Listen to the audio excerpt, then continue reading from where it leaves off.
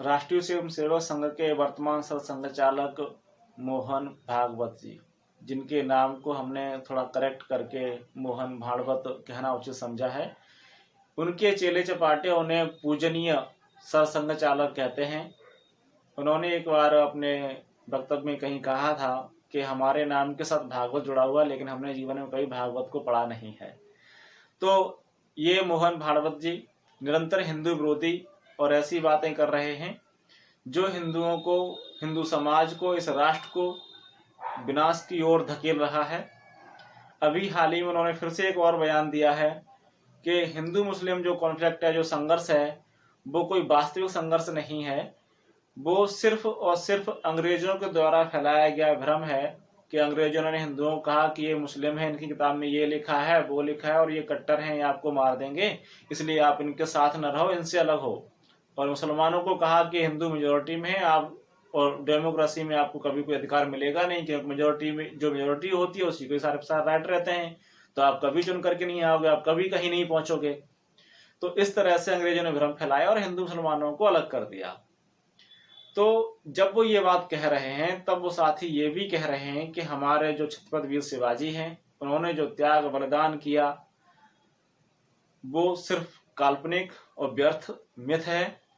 गुरु गोविंद सिंह जी ने जो त्याग बलिदान किया वो सब कल्पना है। ऐसे ही महाराणा प्रताप या हमारे जितने भी वीर वीरांगनाएं हुए जिन्होंने संघर्ष में अपने प्राणों का न्यौछावर किया, वो सभी काल्पनिक है। इसका मतलब यह है कि वो हमारे सभी पूर्वजों का अपमान कर रहे हैं, जिन्होंने हिंदू समाज के लिए, हिंदू रक्षण के लिए, इस राष्ट्र के लिए अपने जीवन को त्यागा, और उन स्त्रियों का, उन राजपूत महिलाओं का भी अपमान कर रहे हैं जिन्होंने इस्लामिक आतंक के भय से हजारों हजारों की संख्या में जौहर किए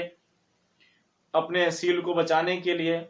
और साथ ही वो उन सभी हिंदुओं का भी अपमान कर रहे हैं जो वर्तमान में इस्लाम की हिंसा को झेल रहे हैं, और उन सभी विध्वंसों को काल्पनिक बता रहे हैं जो इस्लामिक आक्रांताओं ने हमारे पूज्य स्थलों को, हमारे देव स्थलों को ध्वस्त किया, उन पर कब्जा किया, उन पर आक्रमण किया, उन सभी चीजों का वो अपमान कर रहे हैं। तो ऐसे में हिंदू समाज को ये सोचना चाहिए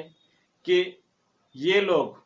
जो सत्ता के शीर्ष पर हैं, सत्ता के इर्द गिर्द हैं, वो इस हिंदू समाज के रक्षक के रूप में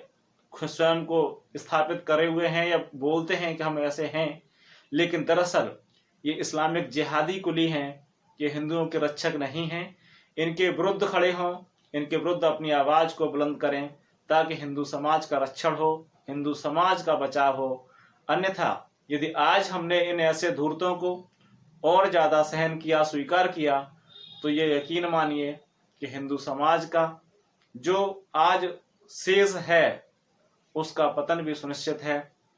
क्योंकि समय और इतिहास ये हमें बताता है कि जो लोग समय पर नहीं जागते उनका विनाश होता है, उनका विनाश होता है, उनका विनाश होता है।